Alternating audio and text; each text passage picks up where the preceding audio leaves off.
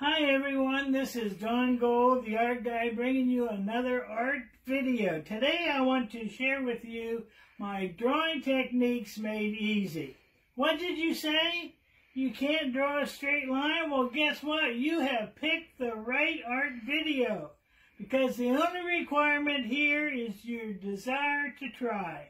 Here are 10 drawing tips to get you started on your drawing adventure. First thing you want to do is sharpen your pencil. After you use the sharpener, you can put an even finer point on the pencil by rubbing them on a sandpaper block. And remember to turn the pencil core as you rub it to ensure even sharpening. Or you may use the sandpaper block to sharpen one side of the pencil core, making it flat to cover a wider area in your paper. But be sure to clean stray marks with your kneaded eraser. And I also use a dry cleaning pad. You can also keep your project surface clean by placing a piece of tracing paper beneath your hands while drawing or sketching. Tracing paper allows you to see the drawing underneath. The kneaded eraser is good for lifting off highlights. And now to colored pencils. Colored pencils have a medium hardcore pigment held together with a wax binder. That means that you can use baby oil for blending. They combine well with graphite pencils to complete a finished drawing. And now to blending stumps. They are tightly rolled sticks of paper fiber with a point on the end used for blending. The little ones are called tortillons. It is used to blend pencil colors together and to soften and blend graphite. Now, the sandpaper block has other uses too. Primarily is used to sharpen your points of graphite or colored pencils, but you can also rub soiled portions of your blending stumps or your eraser on the sandpaper block to clean them. But here's my caution. Don't overwork areas. To keep your drawing fresh, work out techniques or problem areas on scratch paper or tracing paper instead of drawing and erasing over and over on the real drawing. Okay, I have a few more suggestions for your drawing. If you are right-handed, draw from the left side, and this will help you keep your finished areas from smudging. Note also, draw background to foreground. Draw your sky first, then your middle ground, and then finish with the foreground or front. Build up your area slowly. Control the direction of your marks. Control contour lines. Give your subject proper shapes. Now to the drawing techniques. I want you to check out these books, these drawing books that I have shared with you.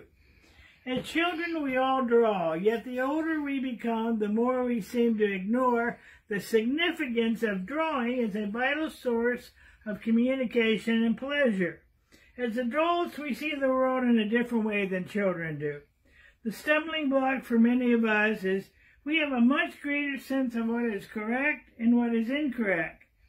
Thus, this limits our creativity and leads us astray. There is, however, nothing that is mysterious about the mechanics of drawing. Anyone can learn to draw if they adopt the right approach. Just as with any other subject, proper instruction with lots of... in the John Gold drawing approach, the most important thing is start in the middle of the drawing. Quickly draw the silhouette of the subject, but start in the middle and work out towards the edges. Do this quickly, but do not stop to make corrections. Now, carefully examine your drawing. Go to each section, fixing the parts. Crisscross your drawing like in a portrait. Maybe first work on the eyes, and then on the clothes, and then on the hair. Time out. Drawing is very enjoyable, but it can be intense too. Take frequent breaks.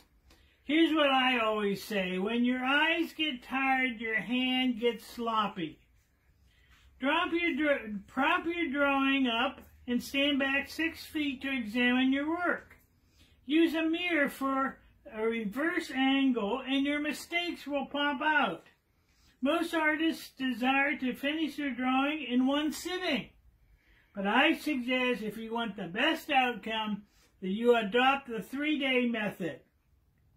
I suggest you do 75% of your drawing on the first day, and that is 75% of each section.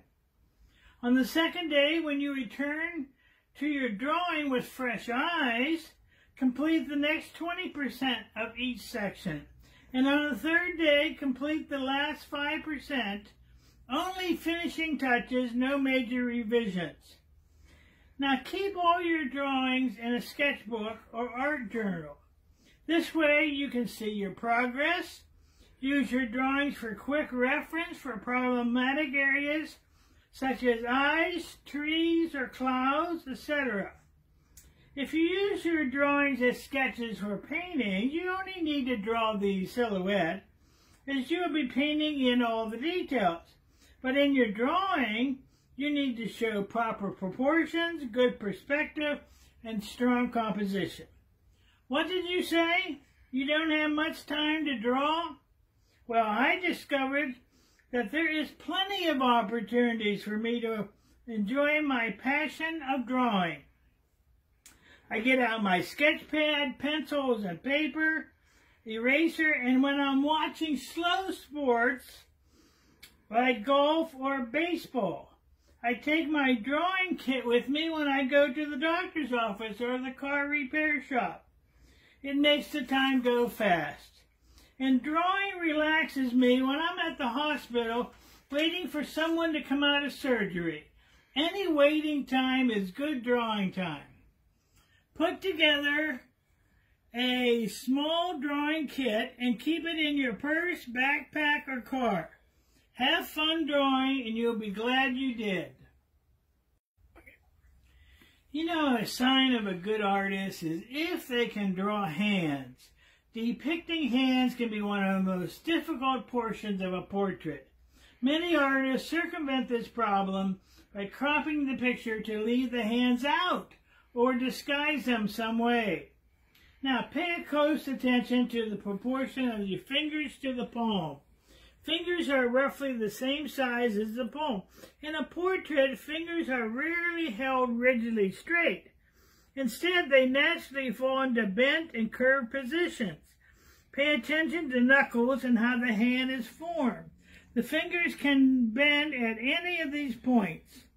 Also pay careful attention to the correct angle of the wrist. Now my advice is to keep your portrayal of hands simple. Unless the main subject of the picture is hands, do not put too much detail into them. When looking at a portrait, eyes do not usually fall to the hands, but if the hands are drawn incorrectly, they will become a distraction. To get good at drawing hands, sketch your own frequently in many different poses. Drawing hands takes concentration, but when done properly, it can be very rewarding. Lastly, I want to talk about what exactly is a sketch and how important it is to a painting. A sketch serves many purposes, and it is a critical part of any painting. When I begin the creative process, I like to use quick idea sketches. I like to explore a number of composition possibilities and produce a plan for my final artwork. Idea sketches help me to discover an interesting concept or a specific point of view. Sometimes sketches capture a memory of an intriguing scene, or sometimes things that have inspired me. Another concept for sketch is a will it work sketch. Now, finding out what does not work is as important as finding out what does work. But I do keep all my sketches even after the painting is finished. They are a wealth of information whose usefulness far outlives the creation of one painting. The success of many great paintings is due to the use of great sketches. This concludes our talk today. on Drawing Techniques Made Easy. See you next time. Happy drawing.